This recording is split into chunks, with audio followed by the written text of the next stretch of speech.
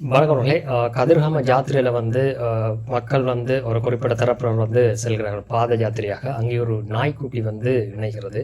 அதுக்கு பிறகு அந்த நாய்க்கு சுப்பிரமணி அப்படின்னு சொல்லி பெயர் வைக்கப்படுகிறது. அதுக்கு பிறகு அந்த சுப்பிரமணி பிரபலியப்படுத்தப்படுகிறது. அதுக்கு பின்னர் அந்த சுப்பிரமணி அவர்களுடைய அந்த பாத யாத்திரையை தொடர்கிறது. அதன் பின்னர் ஒரு நபர், ஒரு கிழக்கு மாகாணத்தைச் சேர்ந்த ஒரு நபர், அவர் அதை காலால் அட்டி உதைக்கிற மாதிரி நடக்கிற ஒரு சம்பவம் ஒன்று நடக்கின்றது. அதை இன்னொருவர் வீடியோ எடுத்து ஃபேஸ்புக்கோ இல்லை சமூக வலைத்தளங்களில் பதிவிடுகிறார். அந்த வீடியோ பற்றி எரிகிறது. பலர் அந்த வீடியோவை பார்த்து கொள்கிறார்கள். அதுக்கு கீழே சண்டை தொடங்குகிறது. ஒரு போர், ஒரு சமூக வலைத்தள போர். இப்போ இதுதான் போர் என்றே சொல்லிக்கொள்ளணும். அந்த போரில் ரெண்டு தமிழர்களும் இவர்களும் அடித்துக் கொள்கிறார்கள். அதன் உச்சகட்டமாக ஒரு பக்கமாக ஒரு தமிழ் இளைஞர், அவர் இப்போ சவுதி அரேபியாவில் வேலை செஞ்சு கொண்டிருக்கிறார். ஊவா வெல்லசன் யூனிவர்சிட்டியில் இன்ஜினியரிங் முடித்து அங்கே சவுதி அரேபியாவில் வேலை செஞ்சு கொண்டிருக்கின்ற அந்த நபர், ஒரு தமிழ் இளைஞர், ஒரு ஒரு ஒரு மாதிரியான கமெண்டை, அதாவது ஒரு மதம், குறிப்பிட்ட முஸ்லீம் மதத்தை கீழ்த்தரமாக்குற வகையான ஒரு கமெண்டை போடுகிறார். அந்த கமெண்டின் அடிப்படையில் உடனடியாக பொங்கி எழுந்த முஸ்லீம்கள் அது சம்பந்தப்பட்ட விடயங்களை சவுதியில் இருக்கிற சட்டத்துறைக்கு தெரியப்படுத்தி அவர் இப்போ கைது செய்யப்பட்டிருக்கிறார். குறைந்தது அவருக்கு 5 வருடங்கள் சிறை தண்டனை கிடைக்கக்கூடிய வாய்ப்பு இருப்பதாக சொல்லப்படுகிறது. இல்லைன்னு சொன்னால் அதை விட அதிகமாக தண்டனை கிடைக்கக்கூடிய வாய்ப்பு இருப்பதாகவும் சொல்லப்படுகிறது. இல்லைன்னு சொன்னால் நாடு கடத்தப்படக்கூடிய வாய்ப்பும் இருப்பதாக சொல்லப்படுகிறது. என்னால் மிக இறுக்கமான சமய கட்டுப்பாடுகளை சவுதி அரேபியாவில் இருக்குது. உங்களுக்கு தெரியும், ஒவ்வொரு வருஷமே 500-1000 பேரை தூக்கில் போடுற நாடு தான் அந்த நாடு. அங்கே அவர்கள் பொறுத்தவரைக்குமே அவர்களுடைய நாட்டுக்குள்ளே இருக்க அந்த சட்டத்துக்கு ஏற்ற மாதிரி தான் இருக்கலாம். இல்லைன்னு சொன்னால் அங்கே அப்பீலன்ற கதையே இல்லை. ஒரு இடத்துல நாங்கள் எங்கே இருக்கிறோம், என்னத்தை கதைக்கணும் அப்படின்றத படித்த ஒரு இளைஞர் யோசிச்சிருக்கலாம். ஒரு விஷயம், ஒரு சாதாரண மன உந்துதலில் ஃபேஸ்புக் தானே, ஒரு கமெண்ட் தானே, இது என்ன செய்யலும் அப்படின்ற மாதிரி நெச்சு தான் இந்த மாதிரியான வேலையிலெல்லாம் நாங்கள் பார்க்குறது பலர்.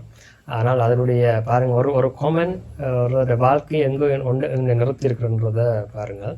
இப்போ அதுக்கு பிறகு இன்னும் அந்த சண்டைகள் சூடு பிடிச்சிருக்கின்றது. அவருக்கு இதை நடந்தேன்டா கிழக்கமான பார்த்து எரியும் அப்படின்ற மாதிரி எல்லாம் இங்கே சிலர் கமெண்ட் பண்ணி கொண்டு இருக்கிறார்கள். அதுக்கு அந்த பக்கமாக அவருக்கு அதிகபட்ச தண்டனையை வாங்கி கொடுக்கணும் அப்படின்ற மாதிரி எல்லாம் சொல்லப்பட்டிருக்கின்றது. எங்களுக்கு தெரியுது, இதெல்லாம் பார்க்க எனக்கு என்ன விஷயம்னு சொல்லி சொன்னால் ஒரு பழைய காமெடி ஒன்று தான் ஞாபகத்துக்கு வருது. ஒரு காமெடி நடிகர் ஒரு பேட்டியில் சொல்லுவார், அவருக்கா கவுண்டமணியை பார்க்குறதுக்கு போகிறான் நடிகர் கவுண்டமணியை. அப்போ கவுண்டமணியை பார்க்க போய் ஒரு நாய்க்குட்டி நிற்குமா. அப்போ நாய்க்குட்டி நிற்கிறதுக்கு என்ன பேருண்டு அவர் கேட்க, கவுண்டர் சொல்லுவாராம், அதுக்கு நாய்ன்றதே நல்லா தானே இருக்குது, நாயண்டை கூப்பிட்டா காணாத, நாய்க்கு அதுக்கு இன்னொரு பேர், அதுக்கு தான் நாயன்றதே நல்ல பேர் தானே, நாயண்டையை கூப்பிடுவோம் அப்படின்னு சொல்லி சொல்லுவாராம். தான் நாயண்டு தான் கூப்பிட்றான், நாயண்டு தான் கூப்பிடுறான் அப்படின்னு சொல்லி சொல்லுவாராம். அதே மாதிரி இது முடிவற்றிருந்தால், இங்கே இந்த நாயையும் முடிவற்றிருந்தால் இந்த பிரச்சனைகள் வந்திருக்காது. எங்கள் சிக்கலே அந்த அடிப்படை பிரச்சனை என்னென்னா அடையாளம் அப்படின்றது தான். எங்களுக்கு மேலே சக்தி இருக்குன்றது உண்மை. ஆனால் என்ன, மனிதர்கள் தான் நாங்கள் எங்களுக்குள்ள பிரிஞ்சு கொண்டு அந்த சக்திக்கு ஒவ்வொரு அடையாளத்தை நாங்கள் எங்களோட இஷ்டத்துக்கு கொடுத்துட்டு எங்களோட இஷ்டத்துக்கு ஏதோ ஒன்று எழுதி வச்சுட்டு நாங்களாயே பிரிஞ்சு நின்று கொள்கிறோம். அப்புறம் பிரிஞ்சு நின்று கொண்டும் சும்மா நிற்கலை, அதுக்குள்ளேயும் முட்டி மோதி கொள்கிறோம். காரணத்தை கேட்டு நாங்கள் அந்த சக்திக்கு அதான் செய்கிறோம், அந்த சக்தியை நீ அவமதிச்சிட்ட அப்படின்ற மாதிரி எல்லாம் சொல்லிக்கொள்வார்கள்.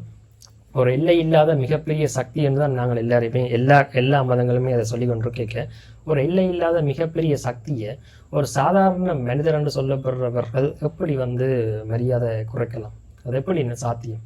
அப்படி ஒரு மிகப்பெரிய சக்தியை எப்படி கதைச்சிட்டால் அது இந்த சக்தியோ அல்லது மரியாதை குறைஞ்சிட்டு எப்படி நாங்கள் எடுத்துக்கொள்ளே இல்லாது. ஏன்னு சொன்னால் எப்போ அதை எடுத்துக்கொள்ள இல்லாத அளவில் இருந்தால் தான் அது சக்தி. ஏன்னு சொன்னால் அது பெரிய சக்தி. என்ன சூரியனை பார்த்து நாய் விளக்குற மாதிரி தான் அந்த விஷயத்தை நாங்கள் எடுத்துக்கொள்கிறோம். அப்போ அப்படி எடுத்துக்கொண்டா இங்கே பிரச்சனை வராது. ஆனால் இங்கே என்ன நடக்கண்ட எங்கள்ட ஈகோ ஹர்ட் ஆகுது.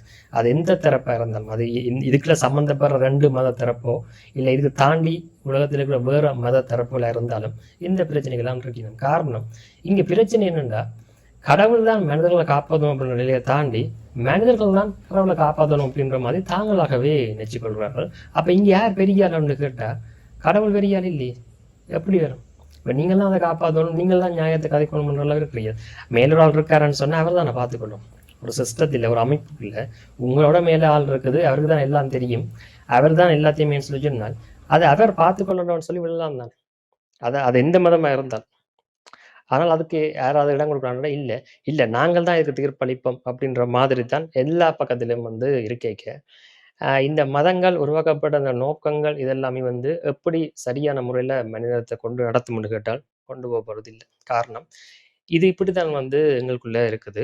அதுக்கு என்ன காரணம்ன்டா, ஒட்டுமொத்தமா எல்லாரும் அப்படி என்கிட்ட ஒரு நாளும் இல்ல. அது எந்த ஒரு குழு இனக்குழுவோ, மதக்குழுவுமே இருக்க போறதில்ல. ஆனால் என்னன்னா, ஒரு மிகச் சிறு குழு வந்து இத வந்து கச்சிதமாக அதாவது ஒவ்வொரு மதத்திலயும் இது இருக்குது. அவர்கள் மிக கச்சிதமாக இத வந்து நடத்திக் கொண்டிருக்கிறார்கள். அவர்கள் தான் இந்த பிரிவினைக்குள்ள அதாவது என்ன 2 உண்மைய எல்லாருமே மனிதர்கள் தான். நாங்களே அடையாளத்த போட்டு பிரிச்சுட்டு, அந்த அடையாளம் இந்த அடையாளம் உன்னோடது அப்படின்னு சொல்லி நாங்களாயே சண்டை பிடிக்கிறதுக்கு, அப்பப்ப அந்த சண்டைய மூட்டி விடுறதுக்காண்டே அந்த குழு வந்து இருக்கு. காரணம் என்னன்னா, அந்த சண்டையில தான் அவர்களால குளிர் காய இயலும். நாங்கள் எவ்வளவுக்கு எவ்வளவு மனிதர்களாக நாங்கள் மற்றவரை எப்படி மனிதர்களாக பார்க்க இயலாமல் பார்க்கிறோமோ, அங்கேயே நாங்கள் வந்து தோத்து போயிடுறோம். அதுக்கு பிறகு இந்த கடவுள், இதுக்கு மேல இருக்கிற சக்தி, அது இதுன்னு உங்களோட மத நூல்கள் எந்த மத நூலா இருந்தாலும் சரி, இது சொல்றது எல்லாத்தையும் வச்சுக்கொண்டு, நீங்கள் இந்த உலகத்துல ஒன்றுமே கிழிக்க போறதே இல்ல. ஏற்கனவே 2500 வருஷம் வந்துட்டு எழுதப்பட்ட வரலாறு, மனித குலத்தின் வரலாறு, ஓரளவுக்கு தெரிஞ்ச வரலாறு. அதுக்குள்ளேயே இதுல இதையும் வச்சு நீங்க எதுவுமே சாதிக்கல. இனியா சாதிக்க போறீங்களான்னு கேட்டால், நீங்க எந்த ஒரு மதத்துல இருந்தாலும் அது நடக்க போறதில்ல. நீங்க இந்த மனநிலையோட இருக்கிற வரைக்கும், மனிதர்கள மனிதர்களா பார்க்குற வரைக்கும், அது யாராயும் இருக்கட்டும், பார்க்குற வரைக்கும் இது ஒரு நாளுமே மாறப்போறதில்ல. நன்றி.